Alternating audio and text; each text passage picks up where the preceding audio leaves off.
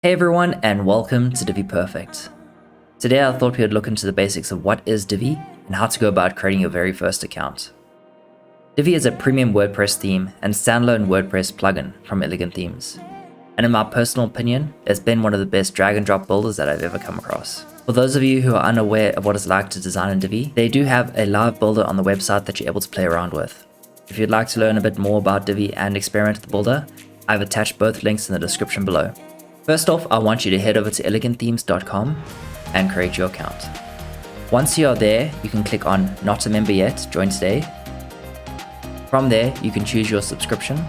I personally purchased the lifetime access. Once you have chosen your subscription, you want to click Sign Up Today. You can then add in all your details as well as follow the remaining prompts to complete your registration. Once you've logged into the members area, you can click on Download the Divi theme button and wait for the download to complete. You can then head over to your account, API keys, and copy your username and key to a notepad or sticky note.